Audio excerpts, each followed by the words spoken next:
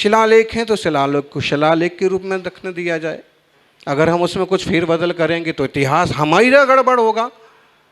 ये नहीं हम कह रहे कि अगर वो मतलब जो चीज़ें जैसी हैं, जो चीज़ें जैसी हैं वैसे। राम मंदिर की आप लोगों को सुन के आश्चर्य हुआ।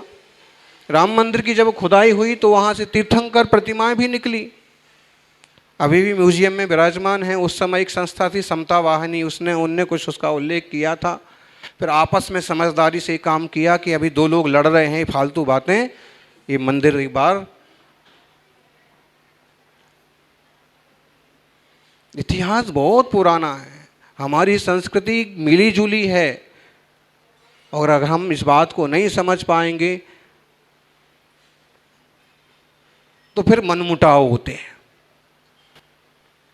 मुनि तो वैरागी हैं, समतावादी हैं, स्थित प्रज्ञ गीता का अनुसरण कर लेंगे, समयसार का अनुसरण कर लेंगे, लेकिन ग्रस्त आपस में भिड़ते हैं। फिर औरों की तरह हम भी कोर्ट कचहरी में लग जाएंगे तो कैसे होगा। और कोर्ट कचहरी में बात पहुंची भी है। 17 फरवरी 2005 का एक सुप्रीम कोर्ट का ऑर्डर भी है फिर गिरनार के लिए कि भाई 5वीं टोंक पर सब लोग अच्छे से दर्शन करें, सब अपनी अपनी मान्यता से दर्शन करें। न्यायाधीश जी ने एक अच्छा सामान्य फैसला दिया कि अपनी का ही तो है, एकाधिकार की चेष्टा ना करी जाए। तो इतिहास को लेके आज हमारे सामने, अब देखिए पिछले साल या इसी साल 22-25 हज़ार तक श्रावक इकट्ठे हुए और केवल एक निर्वाण लाडू चढ़ाने के लिए ऐसा माहौल बना दिया। निर्वाण लाडू आप लोगों को ध्यान में आता होगा, निर्वाण का मतलब वो जैसे मोक्ष हुआ, तो मोक्ष कल्याणक की पूजा, जैसे भगवान मोक्ष चले गए तो एक तरीका है यहाँ पर मनाने का कि उन्होंने संपूर्ण गुणों को, संपूर्ण सुख को, संपूर्ण आनंद को प्राप्त किया है, अब वो संसार में नहीं आएंगे, परमात्मा में लीन हो गए। तो क्या करना, हम उन्हें अंतिम अर्घ चढ़ाते हैं तो एक लड्डू बनाते हैं बड़ा, और लड्डू और उसको कि जैसे ये सब तरफ से मीठा है वैसे ही आप संपूर्ण हैं, जैसे पूरी तरह से गोल है वैसे आप पूरी तरह से परिपूर्ण हैं, उसके प्रतीक में निर्वाण लाडू एक अर्घ चढ़ाया जाता है। उतनी सी बात को लेकर के और ऐसा माहौल बनाया, इतनी दूरी वाला माहौल बना दिया। फिर हमने इस बार अभी विद्वानों के बीच में कहा था कि शायद हो सकता है इस बार कुछ ऐसा माहौल बने कि बड़े भाई लोग, बाबा लोग ही सामने से कहें कि निर्वाण महोत्सव कब आ रहा है, हम भी आपके साथ मिलके मनाएंगे। एक ही निर्वाण लड्डू ही तो चढ़ाना है, आधे घंटे का भी कार्यक्रम नहीं है। अगर हम वहाँ अर्पण वगैरह की बात करें तो 5 मिनट भी कार्यक्रम नहीं होता। वो क्या होता है, जैसे अभी आपने किया ना, गुरुदेव के चरणों में अर्घ्यम निर्पामति स्वाहा, ऐसे ही होना है कि नैमिनाथ भगवान मोक्ष पधारे, उनके चरणों में अर्घ्यम निर्पामति स्वाहा। एक तरह का है प्रसाद ही, वो भी प्रसाद है, मिठाई। आज भी अपन देखें तो भोग लगते हैं देवताओं को, लेकिन अब यहाँ मान्यता ये है कि भगवान खाते नहीं हैं, उनके सारे दोष मिट गए हैं। तो ये सिर्फ एक पूजा का प्रतीक है और उसको चढ़ा दिया। अब इसे चाहे कोई भी ले लो, कोई मत लो, इतनी सी बात है। और उसको ऐसा बखेड़ा बना गया कि पूरा देश भर का जैन समाज, भले वो करोड़ हो, आधा करोड़ हो, असंतुष्टि जैसी हो गई कि बताइए। और फिर दूसरी जगह आपस में असंतोष होने लगता है कि भैया देखो तुम्हारे, उनने हमको नारियल नहीं चढ़ाने दिया, उनने हमको लड्डू नहीं चढ़ाने दिया। और वो छोटे गांव में जो सब एक साथ बैठ रहे थे, एक ही थाली में खा रहे थे, वो भी ऐसे करने लगते कि देखो हमारे साथ ऐसा हुआ, हमारे साथ ऐसा।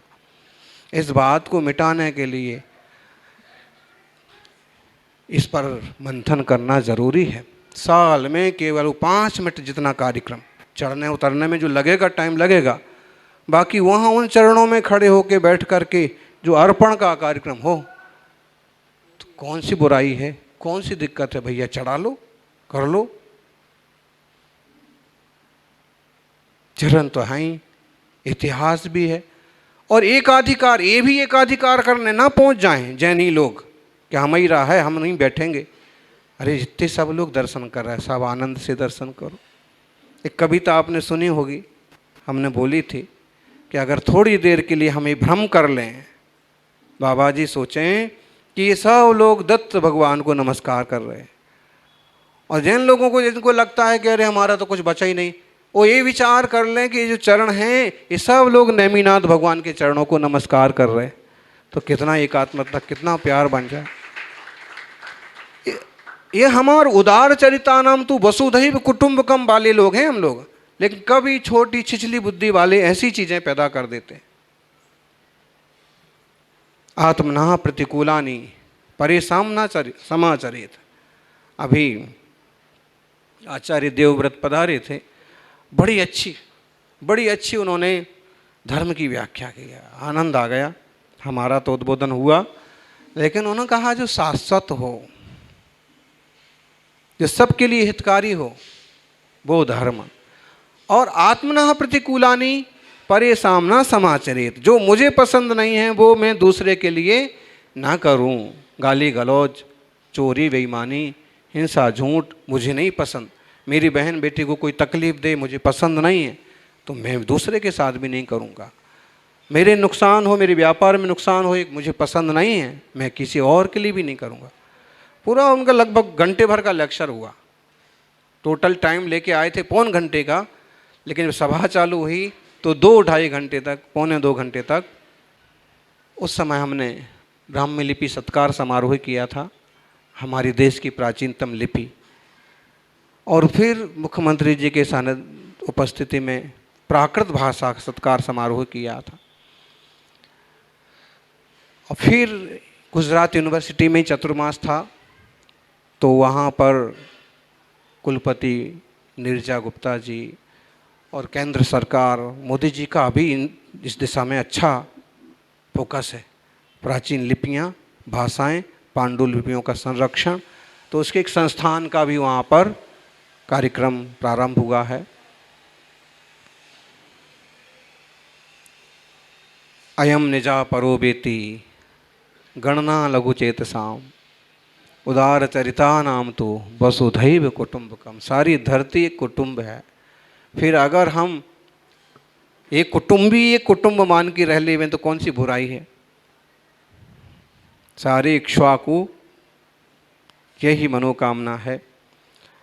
जो अभी पंच परिवर्तन की शताब्दी वर्ष में चर्चा चल रही है, ये चर्चा हमारे सामने तभी भागवत जी महोदय ने रखी थी कि महाराज जी इस बार हम ये करने वाले, तब चालू नहीं हुआ था 12 फरवरी 2023।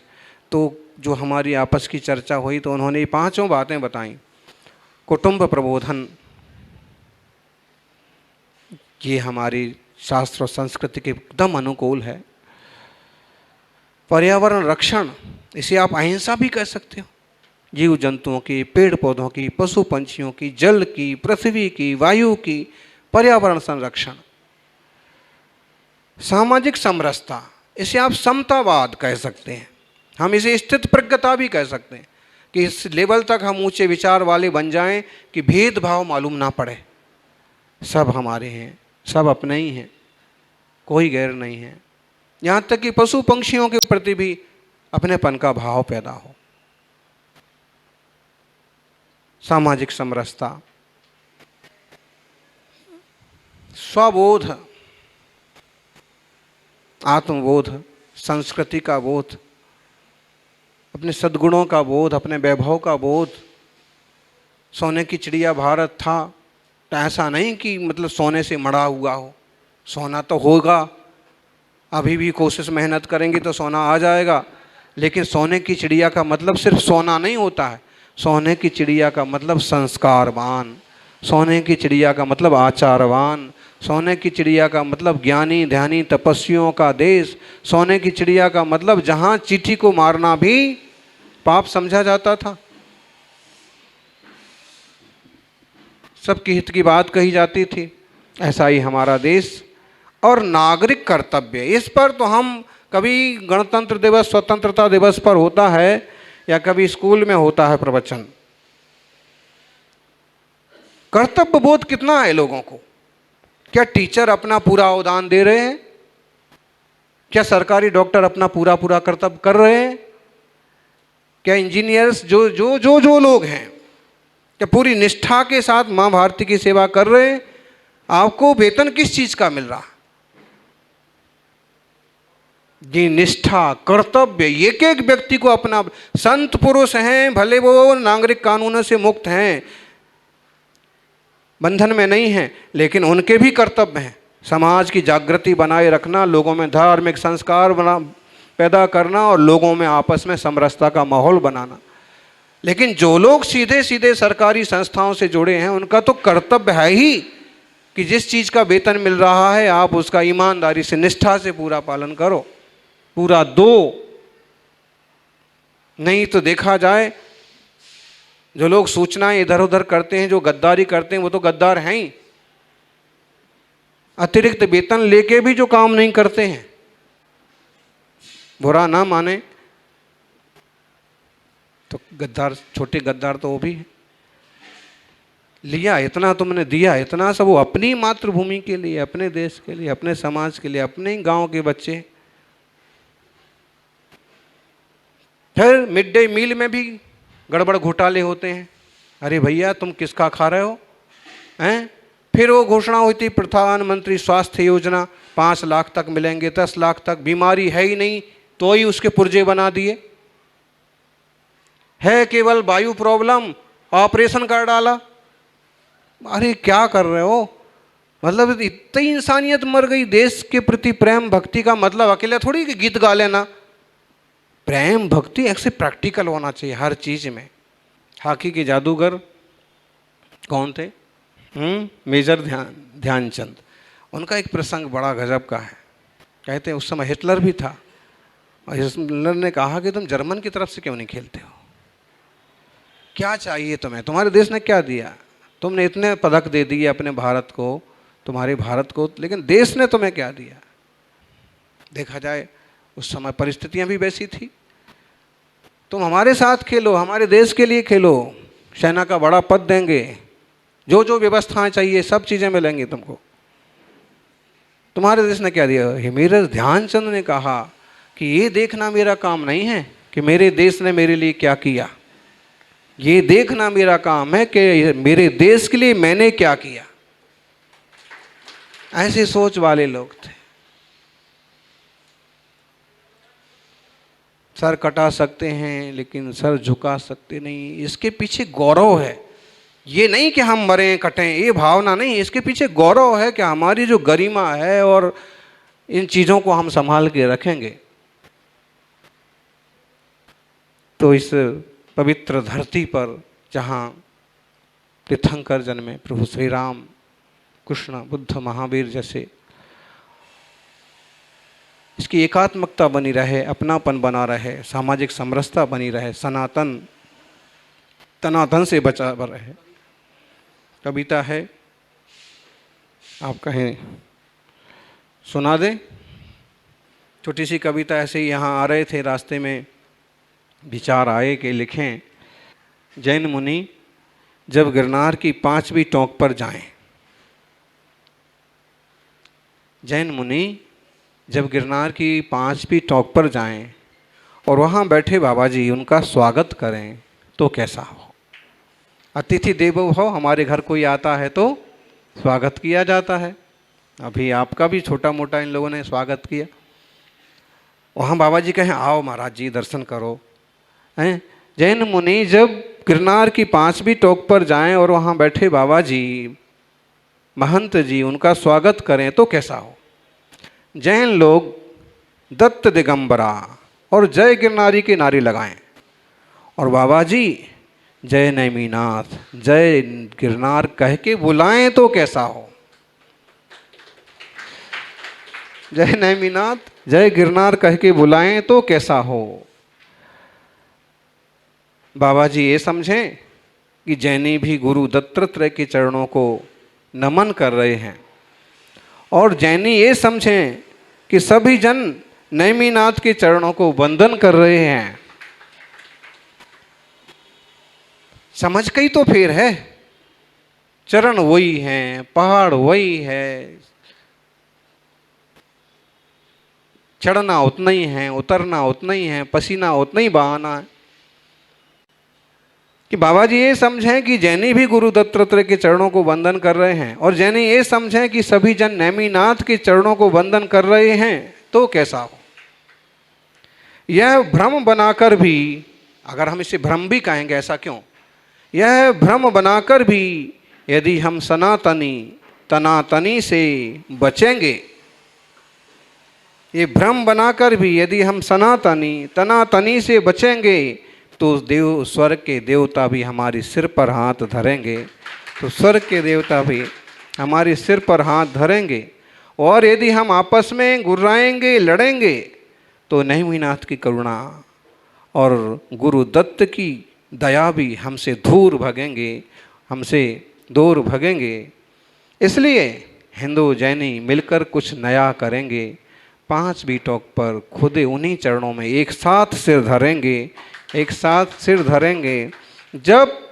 जब हम एक घाट पर नहा सकते हैं, नहाते ही हैं, गांव में तो नहाते ही थे, अब तो घाट ही नहीं बचे, सब नाले बन गए। जब हम एक घाट पर नहा सकते हैं, एक भोजनशाला में बैठकर खा सकते हैं, एक धर्मशाला में रह सकते हैं, आपस में राम राम जय जिनेंद्र कह सकते हैं, तो गिरनार में भी एक साथ रह सकते हैं। चरण तो वही हैं, सिर्फ नामों का ही फेर है, तो गिरनार में भी एक साथ वंदना करने में किस बात की देर है, किस बात की देर है।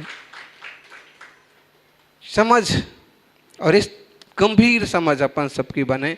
अभी तो अच्छे से दर्शन हो रहे हैं, और जो इस कविता में लिखा है उसका 80% मतलब जाते हैं, अभी मुनिराज जैसे जाते हैं तो बाबा जी कहते हैं आओ बैठो महाराज जी, फिर 2 बातें भी अगर खाली है तो 2 बातें भी प्रेम की हो जाती हैं। तो ज़रूरी है कि हम इतिहास, संस्कृति और संस्कारों को सुरक्षित रखने का उद्यम खुद ही करें। कोई दूसरे लोग आकर के हमारे लिए कुछ करने वाले नहीं हैं। हम सबकी जिम्मेदारी है, ये देश हमारा है, हम यहाँ सदियों से एक साथ रह रहे हैं। इस माटी में वो शक्ति है जो आत्मा को परमात्मा से मिलाती है। इसलिए अपन सभी इतिहास को भी लिखें, सुरक्षित करें, और आत्मीयता कैसे बढ़े इस तरह का माहौल, इस दिशा में कई सकारात्मक चिंतक काम करते हैं, अपन भी करें, यही मंगल भावना। सोनो कल्याण थाओ, सोनो मंगल थाओ, प्रत्येक आत्मा परमात्मा थाओ, एवी मंगल भावना साथे हूँ विराम लऊँ छो। जय बोलिए अहिंसा मई सनातन विश्व धर्म की।